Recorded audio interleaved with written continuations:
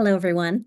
I'm Jen Flynn, Senior Director of Global Outreach at the Kenneth C. Griffin Graduate School of Arts and Sciences. And on behalf of Harvard Griffin GSAS, I want to thank you for taking time out of your day to join us as we learn from our distinguished alumnus, Anthony Abraham Jack, PhD 16, about the deeply rooted systemic inequalities that harm students from disadvantaged backgrounds and how colleges can think critically about ways to support the students they bring to campus. Anthony Abraham Jack received his BA in Women's and Gender Studies and Religion cum laude from Amherst College. I see you representing Amherst on the back, and an AM and PhD in Sociology from Harvard Griffin GSAS. He is the inaugural faculty director of the Boston University Newbury Center and associate professor of higher education leadership at Boston University Wheelock College of Education and Human Development. His scholarship appears in The Common Reader, Du Bois Review, Social Problems, Sociological Forum, and Sociology of Education. And he has earned awards from the American Educational Studies Association, American Sociological Association, Association for the Study of Higher Education, Eastern Sociological Society, and the Society for the Study of Social Problems. Tony Jack held fellowships from the Ford Foundation and the National Science Foundation, and was a National Academy of Education Spencer Foundation Dissertation Fellowship. The National Center for Institutional Diversity at the University of Michigan named him an Emerging Diversity Scholar. In 2020, Muhlenberg College awarded him an honorary doctorate, and the National Head Start Association named him a bold alumni leader for his work in transforming higher education. The New York Times, the Boston Globe, the Atlantic, the New Yorker, Teen Vogue, the Chronicle of Higher Education, The Nation, American Conservative Magazine, the National Review, the Washington Post, Vice, Fox, and NPR have featured his research and writing, as well as biographical profiles of his experiences as a first-generation college student. His first book, The Privileged Poor, How Elite Colleges Are Failing Disadvantaged Students, was awarded the 2020 Mira Komarovsky Book Award, the 2019 CEP Mildred Garcia Award for Exemplary Scholarship, and the Thomas J. Wilson Memorial Prize, and it was also named a finalist for the 2019 C. Wright Mills Award and NPR's Best Books of 2019. His second book, Class Dismissed, When Colleges Ignore Inequality and Students Pay the Price, received a Star Kirkus Award reviews and was named a 2025 Prose Award for Education Theory and Practice by the Association of American Publishers. And that is the focus of our conversation today. Before we turn to our discussion, just a word of housekeeping.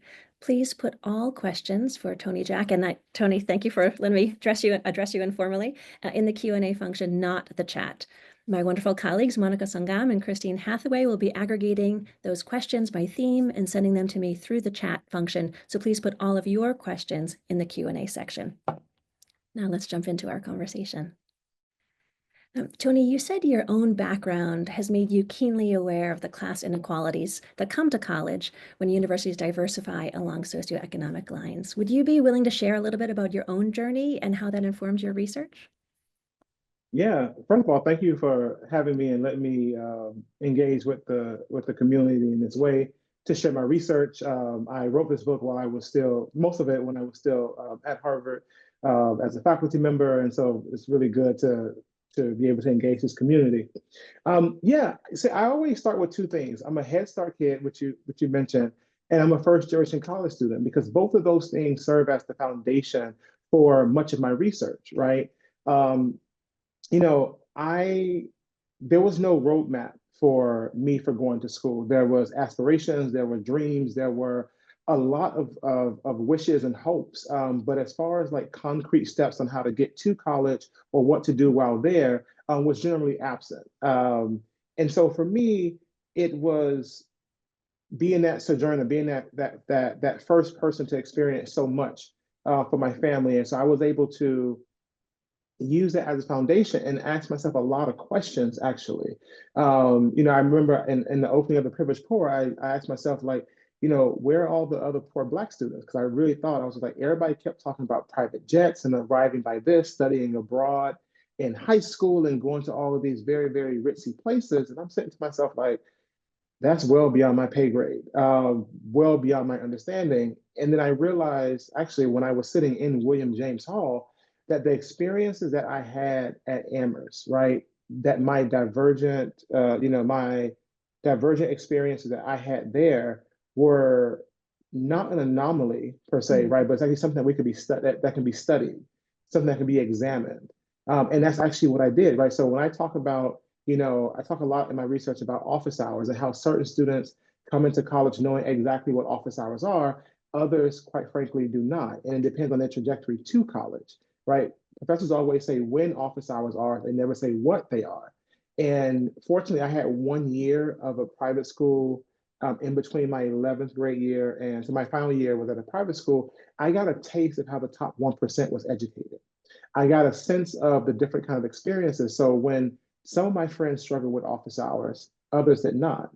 That actually started as the foundation eventually as I was sitting in William James Hall for the privileged poor and the doubly disadvantaged, right? I talked about how students' trajectories to college fundamentally shape their experiences in, especially with the unwritten rules of higher education, right? That hidden curriculum.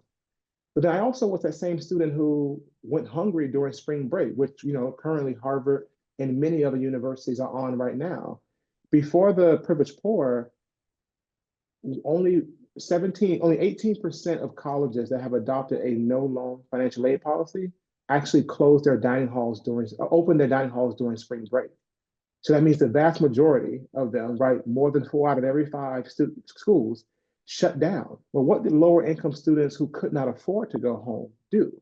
So those experiences serve as the foundation for the privileged poor, right? I was able to take these personal experiences of being othered by university policies and practices and actually translate that into an examination of how structural inequalities, right? Those who come from low income backgrounds who don't have the same economic or cultural capital experience these institutions so in such drastically different ways. And that's when, that melding of personal experience and social inquiry came together. Thank you so much. Thanks for that background. That's enormously helpful. And your work has resonated for me because I'm also a first generation college student. And I know that your work with the privileged poor has changed a lot of policies, has really kind of expanded Mhm. the number of universities who open during spring break for their dining halls. So I know it's had lots of impact. So I'd love to talk about like, how do you think this book, Class Dismissed, has built on the work of the privileged poor? Mhm. Um, how have you used your previous research as a lens for this new book? Yeah, I mean, I've been very fortunate. I think when we last looked and college presidents and deans have reached out, it was upwards of 85 to 90 colleges have changed their dining hall policies and have mentioned specifically the work in the privileged poor as alerting them to the reality on their campus because the reality is the people who control the purse strings on university campuses often have the least or no contact with students. And so a lot of the decisions that are being made are truly being made in a vacuum about, like zeroing out the bottom line as compared to what is the impact on university experience, on students' experience on every day.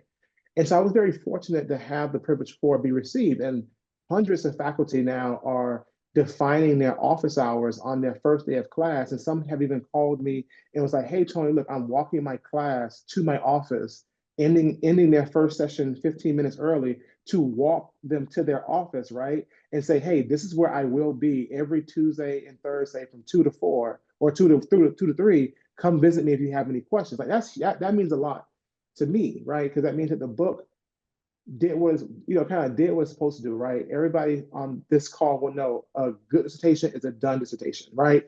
But to go beyond that, right? To say like it has had an impact in academia, right?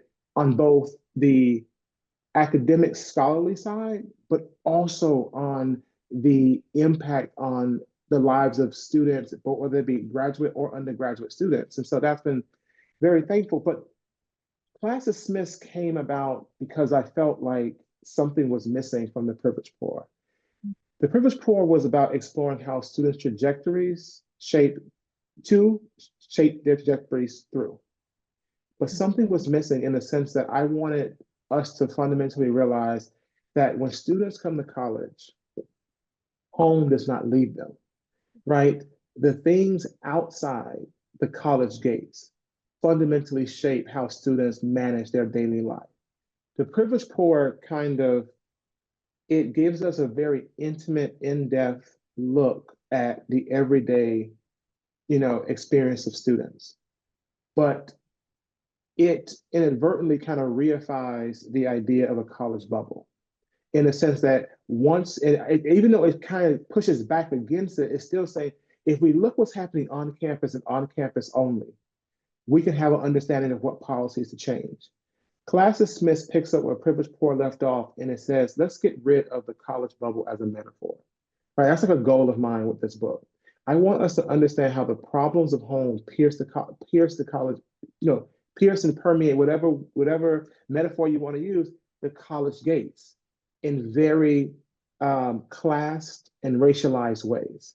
And I wanted us to fully understand the ways in which, right, neighborhood inequalities affect students in very specific ways, and how that allows us to be more attuned to urban poverty and rural poverty, right? Because whereas our students who come from center cities, they use apps like Citizen, right? Whereas most people use a Citizen app to figure out, oh, there's a water main break on 3rd Street, there's a lamp out on Lincoln Ave, avoid those areas. A lot of our urban students use Citizen to see how close danger is, right? Whereas people like to avoid those parts of the city, they use it as like a sonar, trying to figure out how close those problems are, and how they no longer wait for Instagram posts or text from their parents. They're always on alert.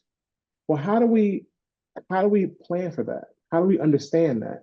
And then our rural students, the way in which those responsibilities and those calls from home look and feel very different because their responsibilities are slightly different. How do we use that knowledge of home coming to college could better influence how we think about mental health services? Not only who we hire, but also how we train them. Because right now, mental health officers know how to help students through divorce of parents and death of grandparents, because those are modal events for students who are 17 to modal disruptive life events for 17 to 23-year-olds. But when you think about place and how that plays into what problems students face, it looks very different when you start looking at zip codes. It looks very different when you start looking at the hollows of West Virginia, right? And so those are things that we absolutely need to understand to be able to prepare for those students who we now so ardently recruit. So I'd like to kind of pull on this string a little bit more, because all of these problems that students are taking to college, have existed for a long time. But I'm wondering if you could speak a little bit more about how COVID, which is an element of your book, Class Yeah. Dismissed, how did that exacerbate these inequalities that already existed? What did it make more challenging for students from these backgrounds who are taking their neighborhood problems with them, even though they're Right. surrounded by so much opportunity? They had to leave campus for the most Yeah. part. But so what did COVID do to either illuminate or exacerbate Yeah. inequalities in new ways? I mean, it did both. And that was why I was like very keen to do this book and frame it as COVID did not create the inequalities that students face. It exacerbated them, right? But it brought it also into sharper and sharper relief, because what we are able to see now is all the responsibilities and all the responsibilities that students continue to have, but then also all the things that they have on a daily basis. And I think working is a good example of how COVID illuminated so much. And specifically, so almost 5 years ago to the day, right? When campuses shut down, we thought that all work stopped, right? All students went home and work stopped, and they all just became students. And that's not true, right? When COVID closed campuses across the country, lower income students, we discovered, and I discovered in the book, were more likely to be in manual labor and food service jobs like dorm crew, barista, dining services, working with manual labor jobs more generally, right? Middle class and more affluent students were actually more likely to be working as research, course, or teaching assistants. Now, lower income students work because they had to, not only because of federal work study, but also because they were already sending money home. Middle class students reported working for, as one student, because she wanted to try all the Indian restaurants in Boston, right? Another student actually called it, she said that she wanted to go, she worked so that she can afford things like for shits and giggles was the words that she used. And we had a good laugh about her framing. The thing is, when COVID closed, middle class students continued to work and lower income students stopped working. And so, what I use in the book is to show that there has been a segregated labor market on our college campuses that has been existing for a very long time. COVID just provided the conditions to actually study it and or to see it and then study it. Because what you actually see is that because lower income students were more likely to be resistant to go to office hours because unfamiliar with the unwritten rules of higher education. Whereas their middle class peers were more proactive in going to office hours and befriending faculty, access to those high impact positions that provide both pay for hours work, but also additional forms of capital like letters of recommendation, introductions, right? Knowledge was a class divided system. And because universities take such a hands off approach on helping students find work, this class segregated system continues having both immediate impacts on campus now, but also you can imagine the long-term implications of who gets jobs, who gets internships, who gets those letters of recommendation that permit you to get access to the kind of things that we all want for our students. And so it's not like it's a choice, right? It's almost like it's not a I won't not go as far as saying it's a forced choice, but it's definitely one that is conditioned. And until universities actually do things about it, we can see this cycle reproducing. The University of Nebraska actually in 2022, I believe, actually changed their policy about how work happens now. And what they're doing is all jobs now have to be posted on a central website, one website, every single job. Whereas at Harvard and other places, jobs are everywhere. You sometimes get jobs in office hours where it's like it was never posted, it was handed out like candy on Halloween, right? You have to be at the door to get it. There are some jobs that are on the OCS website. There are some jobs on career services. There are some jobs on departmental websites. It's a motley crew of things, right? But what happens when you have a systematic system where everybody gets equal access to information? At least one part of the application process is democratized. So COVID revealed that and allowed me to study it and then allowed me to develop policy recommendations so that universities can adopt to at least ameliorate that class inequality.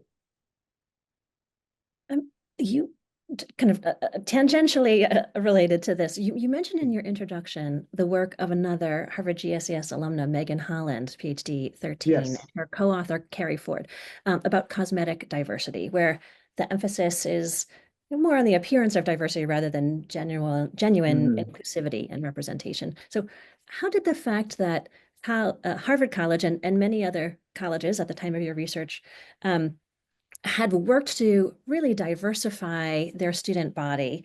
Um, and Harvard at that time was majority minority.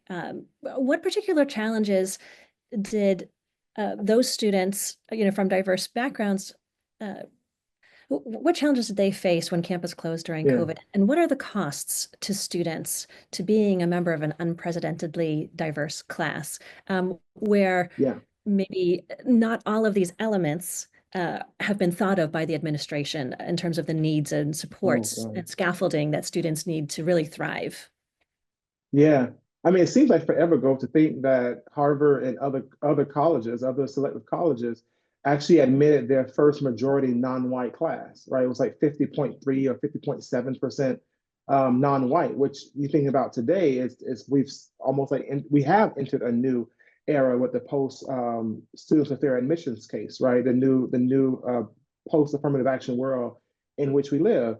But what Megan Holland and Carly Ford talk about with that cosmetic diversity is the almost reflexive, unthinking need to just post as many Black and brown faces on view books and websites as you possibly can.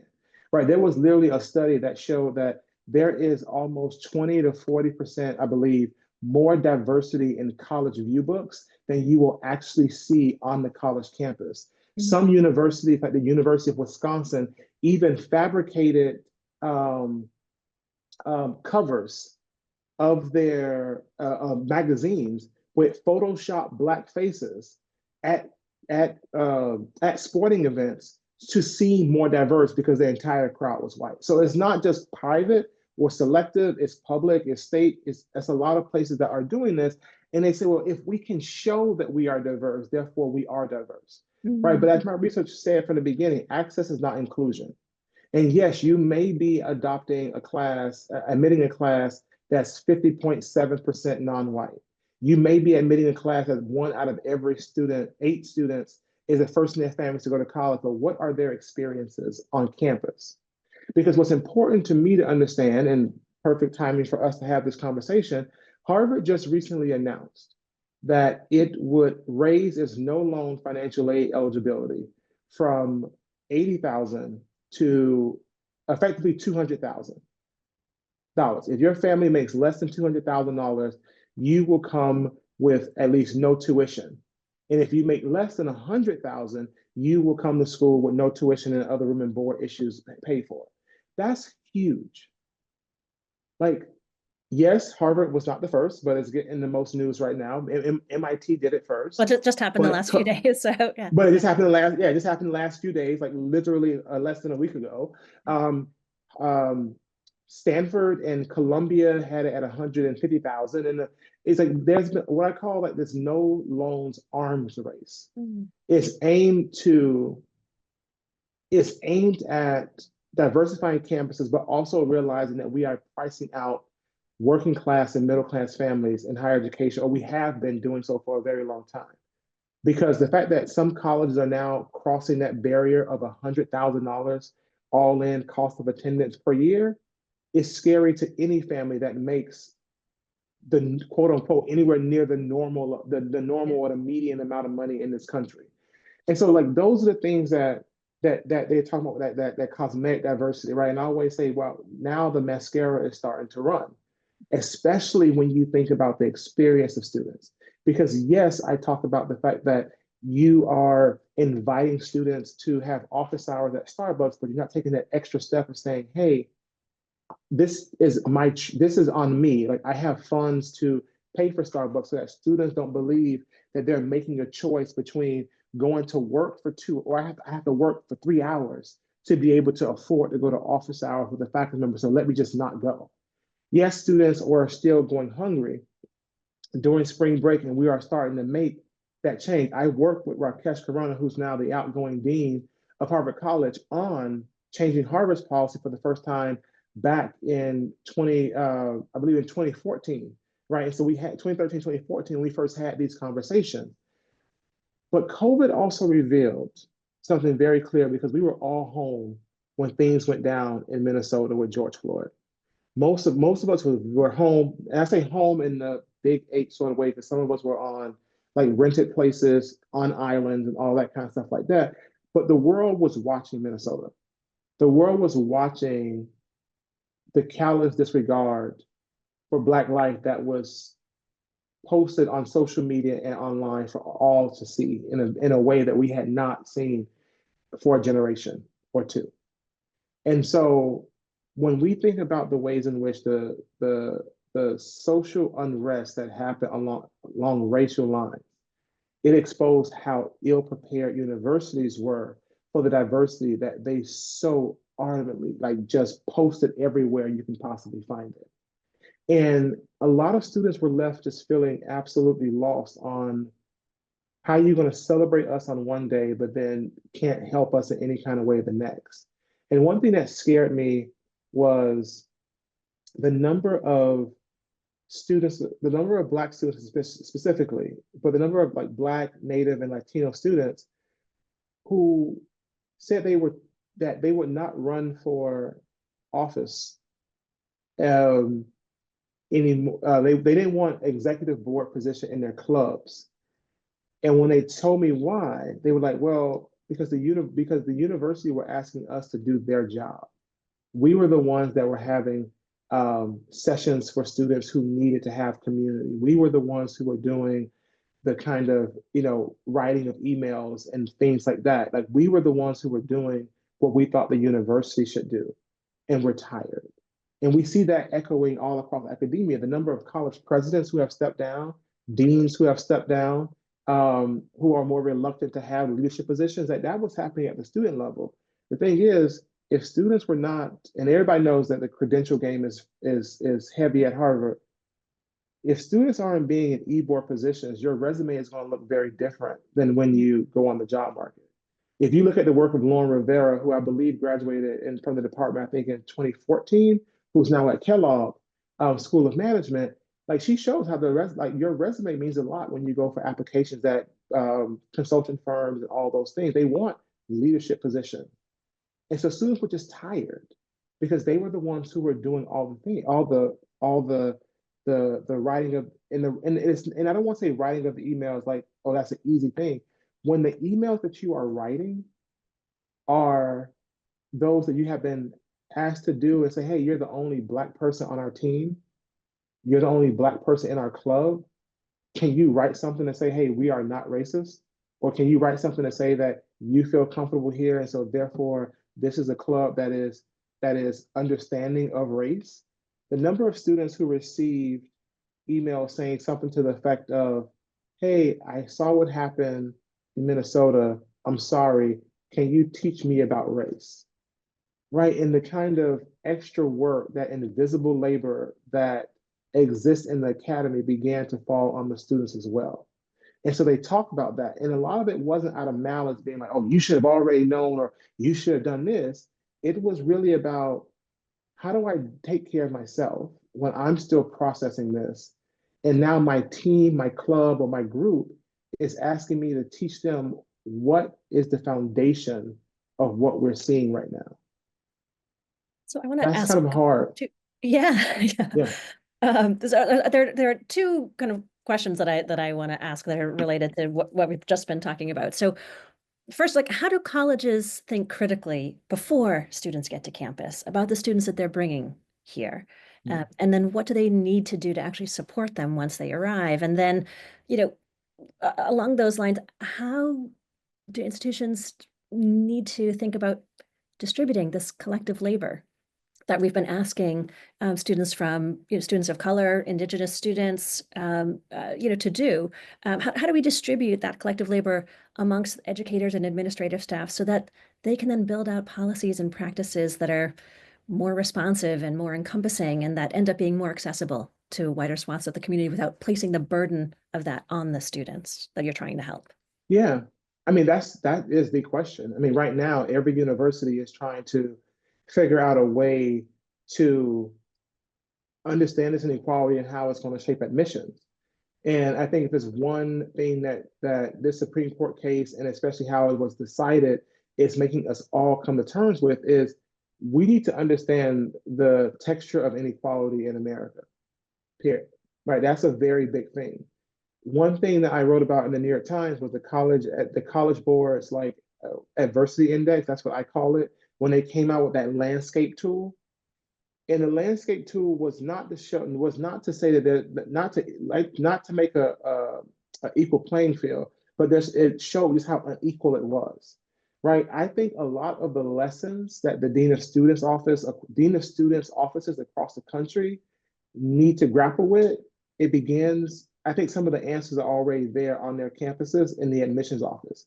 Admissions officers know the communities and the high schools that students are coming from. And whereas previously, all the information that was shared from admissions to dean of students was just like, oh, who needs to be in a, who gets to be in advanced math and who gets to be in intro math, or who gets to skip intro chemistry to go straight to organic chemistry because their high school was so powerful or whatever. That's kind of where the conversation really stalled. It's like academic placement.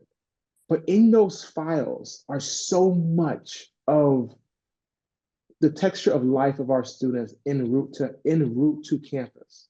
So much of their reality is housed in those letters that they wrote, the letters from their admissions the council at their schools, and we understand the communities that they come from. And I'm not trying to say with any kind of statistical determinism where we have this and they're going to be this. No. But I am saying that you have gathered so much information about where students come from. Why do we not share the information more concretely with the people who are then responsible for making sure that students make it from convocation to commencement? If it can help us get an understanding of how we create a class, it can help us in supporting that class. So is there, are there questions they should be asking themselves?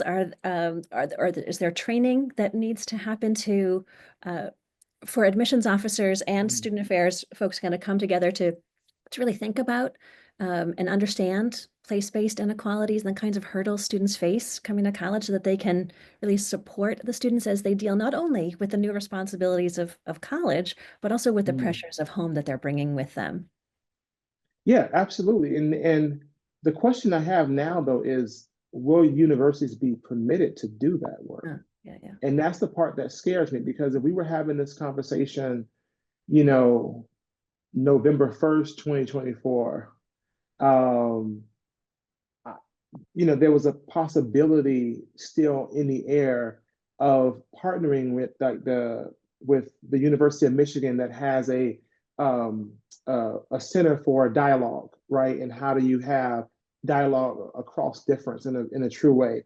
There were opportunities to work with different kind of history-based groups that actually tells a story of it tells the story of America that's now not allowed to be talked about per se, right? Can we even teach redlining and blockbusting and the lasting legacy of those things in the same way to be able to say, hey, these are the kind of things that we need to understand, because as we recruit more students from places like we're patting ourselves on the back now that we have like all 50 states and all this, but the communities that we are getting students from in each of those states are very different than what they were previously.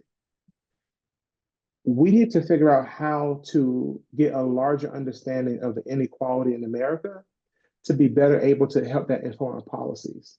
And that does require greater training of our student affairs and dean of students offices, but not just them, right? Career services need to have an understanding of the social pressures that students from lower income first gen and rural backgrounds have about their experiences at Harvard, at Amherst, at BU, at WashU, at the University of California, Los Angeles, right? At these institutions, because there are different pressures. There are different realities that we need to fundamentally understand to be able to be best supportive of our students. And so there were places who were doing this work, and some of them were housed under offices that were essentially called diversity, some combination of diversity, equity, inclusion, belonging. And a lot of those places have been phased out, sometimes prematurely, right? Our universities do not have a good relationship or an even worse history of supporting Native students. But yet we could actually partner with different associations and different tribes to understand, hey, what do we need to know about students today? How can we support our students? How can we partner, right? And support our students who are coming to our college from your tribe, right? Whether it's like the national, it's just different questions that we can ask ourselves. Because I'll give one example. It is true that Native students, and I think this is more because of the disconnect that universities have, but Native students are often asked to take leave more often than any other group of students across the board. And there was a university that said, well, when they come back, we will invite an elder to come to campus with them to help, reintegrate them into campus. And I asked a question. I said, why are you waiting until a student fails or stumbles at least to have a policy like that? You are almost expecting and waiting rather than proactive. Because what would happen, because like you get so few Native students a year, 6 to 4, maybe even less than that. What would happen if you have a program where that first year orientation, before that program starts, you invite those people to campus, Yeah. right? And you have that conversation. You do an initiation, not a re-initiation. Why do universities fight having pre-orientation programs for first gen students, but they freely and willfully have them for international students, right? The same rules, the reason why you want one for international students, 90% of the reasons why are going to apply to first generation college students, right? It's about understanding the priorities and understanding how do we meet students where they are, not where we want or whether we wish them to be. And that requires a different kind of approach and stop work and a reorienting of ourselves, really, about what we expect from them. I think there are a few questions I was going to ask about in a post-affirmative action landscape. How do we make a more equitable and inclusive campus a reality? You already kind of touched on that. And also leave policies. That was something that I was also going to ask of you. So thanks for touching on those things, because leave policies can really harm vulnerable students. And Oh yeah. that is something that happened during COVID, and that's not something that goes away. Where it's Yeah, if I can, harming some students oh, and privileging others. yeah, I don't if know I if you can want to say say any one more thing about about, that. Yeah. yeah, one thing about leave policies, and if anyone on this call has ever had someone in their family or themselves been asked to go on leave, they may know this more intimately. And this is what I mean by understanding where students come from. So I looked at the top 25 private, public, and liberal arts colleges in the country, and I scoured their student life handbooks, and I looked at their academic leave policies, and I discovered something that was quite like it stuck with me, and it hurt to actually read it. The way in which universities penalize students who are asked to be on leave, and I fundamentally believe that the vast majority of people who are asked to be on who are put on academic leave are put on there because they could not manage the new role of students with the old responsibilities of home. I think that a lot of students cut corners because they overcommit themselves to doing things on campus while also trying to maintain a response that tie to home. They work extra hours and they study less. That has a big phenomenon going on among lower income students. When a student is placed on leave at Harvard, for example, the responsibilities, the things that they must do to return are onerous and sometimes conflicts. It makes it almost impossible for them to compete based on where they come from. And what I mean by that is, if you are put on leave, you have to hold down a certain full-time job while you are away. You also have to get two letters of recommendation to come back, one from your employer and one from trained psychological, somebody who's going to attest to your mental state. But what happens when you come from a neighborhood that has only a 60% employment rate because there are no jobs? What if you come from a rural background where the local mine has recently closed, or you come from a reservation where joblessness has been a consequence of land theft and settler colonialism? What do? You lose the right to be on campus, and also I would say all access to things like career services that could help you find employment when you are away from campus. But you have to find these jobs, and is working at Target or Eckers or Dwayne Reed or any of the grocery stores like Walgreens, is that eligible for, is that a good enough job for the university to say, if you can even find that? During COVID, some students had to still go out and work because their ability to return was predicated on earning 40, on working 40 hours a week. But that letter of recommendation is equally challenging because think about the power dynamic that then puts into students' life. Going to a person and saying, "Hey, I need you to sign off on this." First of all, they have to reveal that they've been kicked out of school, right? Divulging very personal information. And now that supervisor has power over them and say, like, well, I won't sign this or something like that. And it just, Not saying that every manager will do that, but we've had plenty of examples of it happening. And then what happens if you come from a community where you are not just the first in your family to go to college, but you're one of the few in the entire surrounding area to do so? A letter of recommendation is not something that is a staple thing in people's lives, right? And so, like, we may be used to letters of recommendation because of the jobs that we apply for, but other people apply for jobs where it's just the application. So there's a whole bunch of things, like the fact that when you look at the rules, the rule books of these universities, some universities have more punitive um, policies than parole boards, or rather restrictive, or list of requirements to return to campus are are akin to parole and welfare offices in the most strict states in the union. Right? It's scary sometimes the way how we penalize students from lower income backgrounds, even as we pretend to be trying to have it in a more equitable way. There are a couple of questions that have come in from the audience, Mm. and I want to get to a couple of those at least before I ask my final question or two. So someone is asking, what can alumni do to rectify the inequalities, other than sending money? Is there something that alumni can do, an intervention to either help support students while they're on campus or support them while they're away from campus? Is there anything that comes to mind? Yeah, Like, I think time is one of the biggest things that alumni actually can give. And so one is like a lot of universities, right? A lot of our undergrad institutions have first gen student unions or first gen clubs, or clubs that focus on lower income and first generation college students.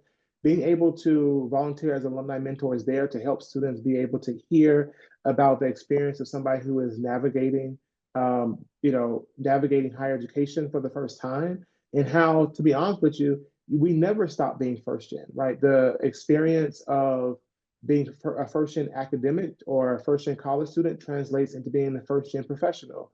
And so being able to work with students and have that conversation about what is coming is incredibly important, because you can actually light the way so that they are not stumbling into walls, and running unsight, without a clear line of sight of where they're going. I think um, reaching out to the dean of the college, whether it's here or another place, and saying like there are certain things that you just want like to raise awareness of, and ask what are you doing to support your lower income and first generation college students, right? You saw this new announcement that you are you know, rolling out this new center or rolling out this new scholarship program or establishing a higher threshold for no loan financial aid policies. What's on the other end of that? What are you doing not only to get students, but to actually keep them? Those are some very, very important things. And also, when I say about getting involved too, is also push for career services to be able to connect students with you. And I'm not trying to say everything is about being professional and getting a job. It's about helping students understand that there is life at the end of graduation. Because whereas some students come and are looking to celebrate that day, a lot of students come and ask if I'm ever going to see it. And so being able to light that way in any way possible is incredibly important. And again, those two things, the first and the third that I mentioned, are on the student side, but pushing the university in every way that you could is incredibly important to make sure that they are living up to the mission, but more importantly, living up to the promise that they put on paper in that admissions letter that so many students dream of from the moment they hear of the name, Emory, the name Chicago, the name from the very first time they ever set foot on the campus. They're like, I want to go here. Let's make sure that the universities are true to what they stay true to what they put on paper.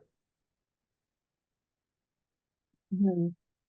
Did you have this from another question here? Did you have an opportunity to speak with students who stayed on campus during COVID? And what was their experience versus the students who had to leave campus during COVID? Because a subset of students were able to Yeah, stay. It's a very small number, but yeah. did you talk to those students too, or was it just students who left campus? No, it was a mix. And actually, what was the hardest part for students was a lot of students felt that the petition that they had to sign made them pimp out their poverty to stay. The ability to stay on campus became a litmus test on poverty and pain, effectively. And so there was actually a Google Doc going around at a particular school that I was able to interview a student from, talk to a student from, and it was basically a form letter of how to talk about what makes home so bad, right? It was like applying to college part two, right? And I remember writing about this in the Times as well, where lower income applicants are taught to pimp out their poverty to get a shot at a place in a school like Harvard and Amherst. They felt that they had to do that again and really outline like just how bad it is at home, whether about a roach and rat infestation, physical abuse, emotional abuse, domestic violence, no food, no lights, no place to stay. It was like you were actually trying to create like the worst possible scenario that you can, and you felt like you were being judged based upon how bad your life was. And so that was actually something that was very, very triggering to a lot of students who did and did not get access. They were just like, and there was one student who was, all effective in all effective terms, emancipated from her family because her mother disowned her a long time ago. She was living with her teacher. Her teacher tried to make her date her 27-year-old husband when she was 17 years old. When she was 17, going on 18. Um, and so she thought that she was duh, like in her words, like duh, I'm staying on campus. And it wasn't, right? And so it was a lot of missteps. And so yes, there were students who stayed on campus and who went home, and there were students who were home. And when universities like Middlebury offered students $10,000 a semester, I believe, to stay off campus, Harvard offered 5,000. There were students who had to decline that because of how sick they were becoming at home. One student talked about breaking out in acne, her hair was falling out in the shower. The abuse was so bad at home that one student actually would do homework in her bathroom um, because she could at least leave the light on in the bathroom because her parent was very strict on what time that everybody in the house should go to bed, and she didn't want to get abused anymore, verbally and potentially physically. So it was a lot that went down. All the while, affluent students were, and I remember watching this TikTok, renting out castles. And I think the caption was, "This is your sign to rent a castle for 17 of your friends." And they went down to the south. I think it was in Spain or something. And it was like this beautiful castle, like overlooking the veranda. It probably like not a true castle like Cinderella style, but like kind of like bricks and all that kind of stuff like that. Pasta table, twerking on tables, smoking hand rolled cigarettes. And it was like and this was all during COVID. So the contrast was very stark. But I did interview with students who never left campus, who left and came back, um, and who petitioned and who fought the school to be able to stay. Another question from the audience, going back to earlier in our conversation, what needs to change in terms of the culture and policies around college admissions? And we touched a little bit about this in our conversation, but is there more you want to say about at the entry point at college admissions, what needs to change even before they get here on campus? And we've already talked a little bit about what happens Yeah, when they get here on campus, but in college admissions, is there anything that needs to change in terms of culture and policies? I mean the thing is we're trying to establish a new common ground. There have been so many changes in the last 2 years in admissions. I mean, students with their admissions, now the executive order about DEI. There's been so much of what universities can and cannot do now that I'm not even sure they figured it out. I mean, if you think about admissions last year, like, some schools ticked up a little bit, most went down. I think the schools that went down had one thing in common, an over reliance on the SAT, especially for Mhm. quantitative assessment. Those schools had the biggest shifts. If you think about MIT, if you think about Amherst, if you think about a number of the school, one of the commonality is how big of a STEM, BU as well, how big of a STEM school and quantitative skills in that matter. So I don't know. It's you can't visit every single high school in the country. Some universities are doing some really neat things where they are partnering with um, associations that target specific groups. So there were some people who were looking at rural students, and there were a rural association. There were some that were focusing on Native students.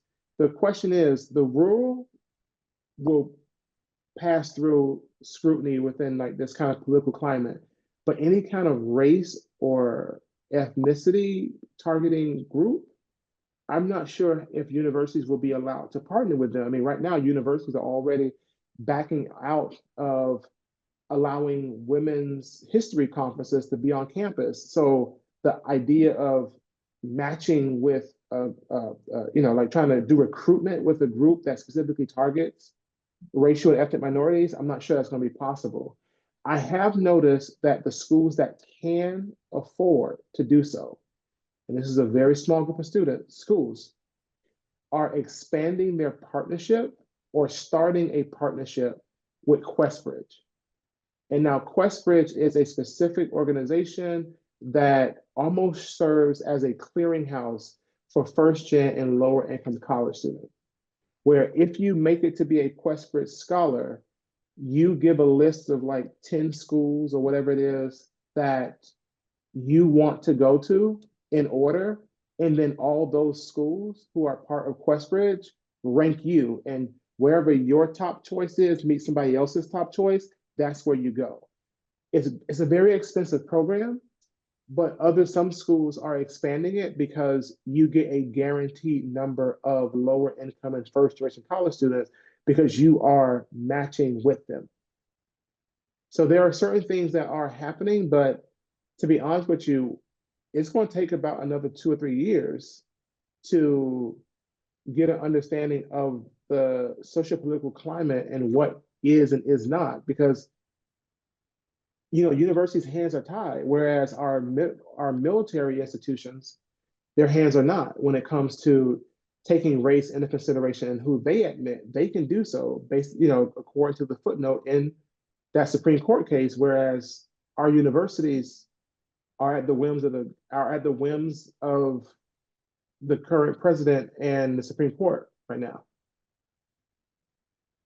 I know we just have a few minutes left, and I want to end our conversation with two related questions. So what do you hope university leaders will take away from this book? Not about how to prepare, if there's a future pandemic, Yeah, but rather, how do they look at current policies and practices that are creating a potentially separate but unequal experience for students who come from neighborhoods that are still healing, not just from COVID, but from generations of exclusion. And then, are there any great examples out there? Have any schools developed new yeah, traditions and new policies that truly make their campus more equitable and accessible? Is there any guiding yeah. light that we should be looking to for the I, future as we think about these issues? you know, there was one school that really excited me about their leave policies, and I highlight them in the book because I thought it was just so refreshing. And I want to start with your second question. If you look at Georgetown's handbook, Georgetown was just like effectively said breaks come in all breaks. The reasons for breaks come in all shapes and sizes. Some of you will be doing an internship, some of you will be going to the White House, some of you will be traveling, and some of you will need time away from the academic grind to come back stronger and better than before. They literally equated any kind, not, and it's not like a false equivalence, like all leaves are equal, but it was like the reason for your leave is less important to us than what you can do during it, and that we will be there for you on the other side. That was so refreshing because again, when you read 75 of these and it's like jump through this hoop, jump through this hoop, jump through this hoop, and they and lose privileges and like for applying for fellowships and stuff like that. Whereas if you elect to go, nothing, like those were some of the things that were just like really, really getting like being seen. And so I thought it was such a refreshing thing. I wanted to highlight some good practice, and I do that in the book. I highlight good practices that were done. What I want university leaders to do is to go back to our first part is what happens when you believe that your campus is not and does not provide an invisible barrier to the worst, but rather understand that you are not just inviting students to campus, you are inviting families and communities.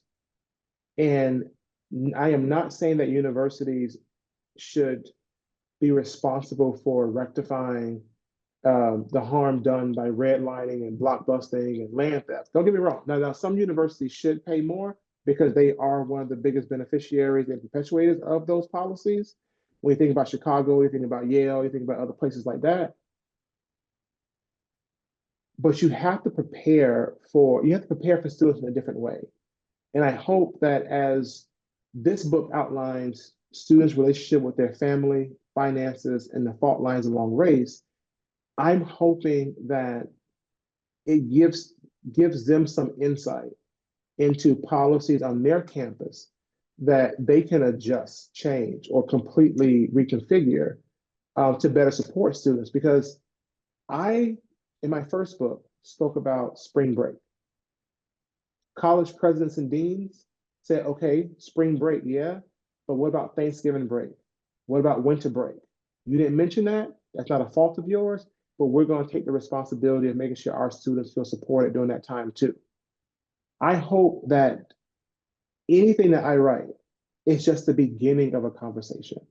And hopefully it puts people on the right path to adopt more inclusive policies that lead to, success and belonging. Tony, thank you for a really wonderful discussion. Thank you for writing this book and making this more visible to all of us. And thank you for sharing all the insights that you have developed from your research with us today. Thank you, audience, for your questions. Sorry we didn't get to all of them. There are a couple that we'll try to answer after the fact if you put your name in the Q&A.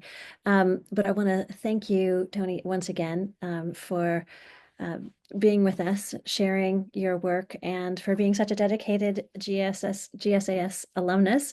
If you haven't seen the article that we did on Tony in Colloquy magazine earlier this year, we hope you'll take a look at that, and we'll send a link out with that with a survey that we'll send out to everyone after the fact. But thank you all so much for joining us today, and look forward to all the ways we'll continue this conversation in the future.